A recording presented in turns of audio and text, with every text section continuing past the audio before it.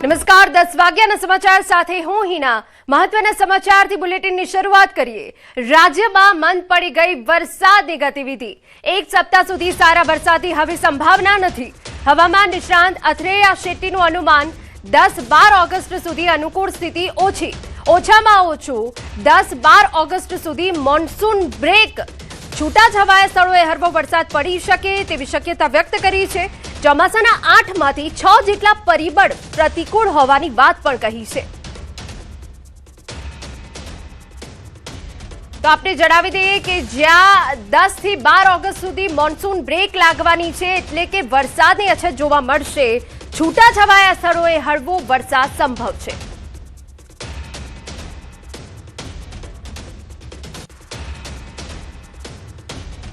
ગુજરાત પરથી વરસાદ ગાયબ। 6 દિવસ નહીં પડે ભારે વરસાદ। રાજ્યમાં 6 દિવસ હળવાથી મધ્યમ વરસાદની આગાહી। અમદાવાદમાં વાદળછાયું વાતાવરણ રહેશે। ઉત્તર પૂર્વ રાજસ્થાનમાં એક સિસ્ટમ સક્રિય। માછીમારો માટે પણ કોઈ ચેતવણી નથી। जनरली क्लाउडी स्काई का पूर्वानुमान दिया गया है और 1-2 स्पेल रेन थंडरस्टॉर्म की संभावना रहेगा। फिशरमैन भाई के लिए कोई पूर्वानुमान नहीं है। आज कोई वार्निंग नहीं है और जो हमारे लिए सिनॉप्टिक वेदर सिस्टम इम्पोर्टेंट है। ऊपरी पवन के एक साइक्लोनिक सर्कुलेशन उत्तर पूर्व राजस्थान के ऊपर बने हुए हैं, जो 1.5 किलोमीटर और 3.1 किलोमीटर ऊंचाई में बने हुए हैं। मानसून ट्रफ अभी पास कर रहे हैं। बीकानेर, दिल्ली, लखनऊ, पटना, देन पूर्व दिशा में मणिपुर तक विस्तृत है, 0.9 किलोमीटर ऊंचाई तक।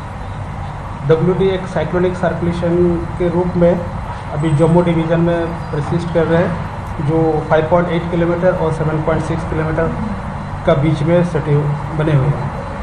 अभी राज्यों में जो बारिश का स्थिति है 477.7 mm बारिश रिसीव हुआ है और जो सामान्य बरसात का स्थिति होना चाहिए था 397.7 mm, जो पॉजिटिव डिपार्चर है।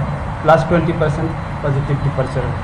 अभी जो सिस्टम तो आगे जो मेन सिस्टम है राजस्थान के उत्तर पूर्व दिशा में साइक्लोनिक सर्कुलेशन के रूप में बने हुए हैं। ऑफशोर ट्रफ भी हमारा लेस मार्क हो गया है। मेन मेजर सिस्टम तो अभी सर पहला राउंड खत्म हो गया, दूसरा राउंड कब आएगा बारिश का? अभी देखिए 7 दिन के लिए तो हल्का से मध्यम बरसात का संभावना है। રાજ્યમાં 9 ઓગસ્ટ બાદ ફરી વરસાદની સંભાવના। જ્યોતિષ શાસ્ત્રી જયપ્રકાશ માઢકની આગાહી છે। 9 થી 18 ઓગસ્ટ દરમિયાન વરસાદના યોગ છે। ગુજરાતમાં ફરી ચોમાસું સક્રિય થવાની શક્યતા। ગ્રહોની સ્થિતિના આધારે વરસાદની આગાહી કરી છે। 9 ઓગસ્ટે ગુરુનો ઉદય થશે, એટલે 9 તારીખથી જ વરસાદની શક્યતાઓ વધી જાય છે। એટલે 10 થી 13 ઓગસ્ટ દરમિયાન ચંદ્ર, ગુરુ અને બુધ સાથે રહેશે। એટલે 10 થી 13માં પણ વરસાદની શક્યતા વધી જાય છે। આગામી 9 ઓગસ્ટથી આગામી લગભગ 18 ઓગસ્ટ સુધીના જે દિવસો છે એમાં દેશમાં અને રાજ્યમાં પણ ફરી વરસાદની શક્યતા રહે છે।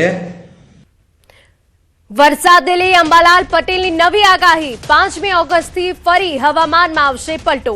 8મી થી 15મી સુધી ભારે વરસાદ પડશે। દક્ષિણ ગુજરાતમાં ભારે વરસાદ પડી શકે। ઉત્તર ગુજરાતમાં 3-4 ઇંચ વરસાદ ખાબકી શકે। મધ્ય ગુજરાતમાં પણ 4 ઇંચ સુધીનો વરસાદ પડશે। કચ્છ અને સૌરાષ્ટ્રમાં પણ સારો વરસાદ પડશે।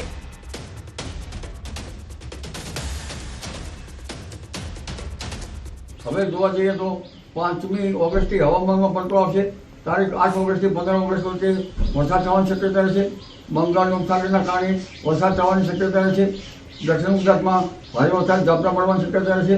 ઉત્તર ગુજરાતના ભાગોમાં હળવાથી લઈને 3 કે 4 ઇંચ સુધીનો વરસાદ થવાની શક્યતા રહેશે। મધ્ય ગુજરાતના ભાગોમાં પણ હળવાથી લઈને 3 કે 4 ઇંચ સુધીનો વરસાદ થવાની શક્યતા રહેશે। કચ્છના ભાગમાં પણ વરસાદ થવાની શક્યતા રહેશે। સૌરાષ્ટ્રના ભિન્ન ભાગોમાં પણ વરસાદ થવાની શક્યતા રહેશે। સમાચારમાં આગળ વધીએ તો નર્મદા ડેમની સપાટી સિઝનમાં પ્રથમવાર 132 મીટરને પાર ગઈ છે। નર્મદા ડેમની સપાટીમાં ધરખમ વધારો। ઉપરવાસમાંથી 94,444 ક્યુસેક પાણીની આવક. ડેમની સપાટી 132.05 મીટર પર પહોંચી. ડેમની મહત્તમ સપાટી 138.68 મીટર.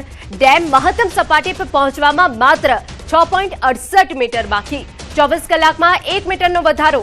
નર્મદા ડેમ 75% ભરાયું છે. તો 24 કલાકમાં 1 સેન્ટીમીટરનો વધારો થઈ રહ્યો છે. નર્મદા ડેમની સપાટીમાં ધરખમ વધારો થયો હોવાની વિગત છે. અમારા સંવાદદાતા દીપક વધુ વિગતે વાત કરવા જોડાયા છે. દીપક, નર્મદા ડેમ 75% ભરાઈ ગયો છે. ખેડૂતો માટે સૌથી સારા સમાચાર છે.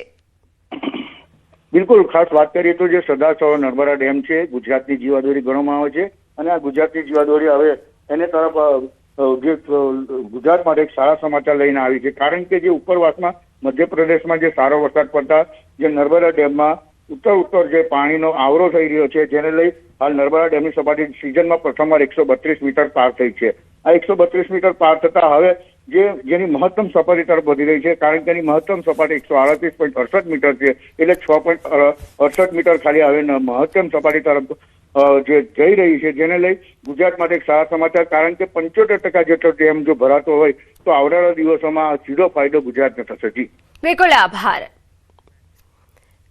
જમ્મુ કાશ્મીરની વાત કરીએ કે જ્યાં પૂંછના બેતન નદીમાં પૂર. નદીના પૂરમાં 3 લોકો ફસાયા હોવાની વિગત છે, જેની તસવીરો સામે આવી. પોલીસ એસડીઆરએફે 3 લોકો અને 15 પશુઓને બચાવ્યા. મોડી રાત્રે સંયુક્ત બચાવ કામગીરી સફળ રહી. તંત્રએ નદી નાળાથી દૂર રહેવા લોકોને અપીલ કરી છે, પરંતુ આપને જણાવી દઈએ કે જ્યાં મોડી રાત્રે સંયુક્ત બચાવ કામગીરી કરવામાં આવી હતી, જેમાં પશુ અને કેટલાક લોકો ફસાઈ ગયા હતા અને તેઓને સલામત રીતે બહાર કાઢવામાં આવ્યા હતા. પૂંછના બેતન નદીમાં અત્યારે પૂરની સ્થિતિ છે, જેમાં કેટલાક લોકો ફસાયા હતા. આપને જણાવી દઈએ કે જ્યાં સ્થાનિક પોલીસ અને એનડીઆરએફની ટીમ પણ પહોંચી હતી. જમ્મુ કાશ્મીરથી અહેવાલ. પહેલગામમાં વાદળ ફાટ્યું છે. બારકોટ અવોરામાં વાદળ ફાટ્યું. વાદળ ફાટ્યા બાદ પૂરની સ્થિતિ સર્જાઈ છે, જેના દ્રશ્યો સામે આવ્યા. વાદળ ફાટવાથી લંગનાઈ પુલને નુકસાન થયું છે. એસડીઆરએફની ટીમ દ્વારા બચાવ કામગીરી શરૂ કરવામાં આવી છે. તો આ એ તસવીરો અમે આપને બતાવી રહ્યા છે કે જ્યાં જમ્મુ કાશ્મીરમાં એક તરફ વાદળ ફાટ્યું છે, જે સ્થાનિક નદીઓ છે તેમાં ઘોડાપૂરની સ્થિતિ સર્જાઈ ગઈ છે. અનેક વિસ્તારો પૂરગ્રસ્ત થયા છે. બીજી તસવીર એ પણ અમે આપને બતાવી રહ્યા છે કે જ્યાં નદી બે કાંઠે વહી છે, જેના કારણે તંત્રએ લોકોને સાવચેત રહેવા, નદી નાળાથી દૂર રહેવા માટે અપીલ કરી છે. આપને જણાવી દઈએ કે કેટલાક લોકો ફસાયા હતા, તેમાં સ્થાનિક પોલીસ દ્વારા તેમનું રેસ્ક્યુ કરવામાં આવ્યું હતું. હાલ જે ટીમ છે તે એલર્ટ પર છે, તંત્ર પણ સતર્ક છે. ઉત્તરકાશીમાં ભારે વરસાદ પડી રહ્યો છે અને ભારે વરસાદ બાદ પુલ ધોવાઈ ગયો. લોકો જીવના જોખમે નદી પાર કરવા મજબૂર બન્યા, જેનો વિડીયો સામે આવ્યો. મોરી બ્લોકના 4 ગામોનો સંપર્ક તૂટ્યો છે. કાદવ અને વરસાદથી વાહન વ્યવહાર પર ઠપ થઈ ગયું છે. ત્યારે લોકો જીવના જોખમે નદી પાર કરી રહ્યા છે. મોરી બ્લોકના જે 4 બ્લોક છે, 4 ગામો છે, તેમનો સંપર્ક તૂટી ગયો છે.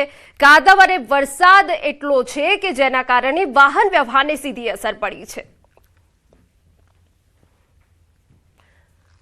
તો મોરી બ્લોકના 4 ગામોનો સંપર્ક તૂટી જવાના કારણે રહેવાસીઓને પારાવાર હાલાકીનો સામનો કરવાનો વારો આવ્યો છે. ઉત્તરકાશીમાં ભારે વરસાદના કારણે પુલ ધોવાઈ ગયો છે. આપણે જણાવી દઈએ કે અનેક માર્ગો જે છે એ ક્ષતિગ્રસ્ત થયા છે, જેના કારણે વાહન વ્યવહારને સીધી અસર પડી છે. समस्या का समाधान ना करना चाहते हुए भी लोग बहुत परेशान, जनता बहुत परेशान. સમાચારમાં હવે વાત કરી વડોદરાની. માંજલપુર વિધાનસભા બેઠકની પેટા ચૂંટણીના પરિણામોએ રાજકીય ગરમાવો તો લાવ્યો જ છે, પરંતુ સાથે એક એવી અનોખી ઘટના પણ સામે આવી જે રાજકારણથી ઉપર ઉઠીને સિદ્ધાંતો અને વચનની વાત કરી છે. રાજકારણમાં નેતાઓ તો વચન ભૂલી જતા હોય છે, પરંતુ એક કાર્યકરે પોતાનું વચન પાળવા એવું પગલું ભર્યું જે ચર્ચાનો વિષય બન્યું છે. કોંગ્રેસના કટ્ટર સમર્થક મહેન્દ્રસિંહ રાઠોડે ચૂંટણી પ્રચાર દરમિયાન એક મોટો દાવો કર્યો હતો. તેમને કોંગ્રેસી જીતનો એટલો પ્રબળ વિશ્વાસ હતો કે તેમણે જાહેરમાં શરત લગાવી હતી, જો માંજલપુરમાં કોંગ્રેસ હારશે તો હું મારી દાઢી અને મૂછ મુંડાવી નાખીશ. ભારતીય સંસ્કૃતિ અને ખાસ કરીને ક્ષત્રિય સમાજમાં દાઢી અને મૂછને મર્દાનગી, ગર્વ અને શાનની નિશાની માનવામાં આવે છે. પરંતુ જ્યારે પરિણામ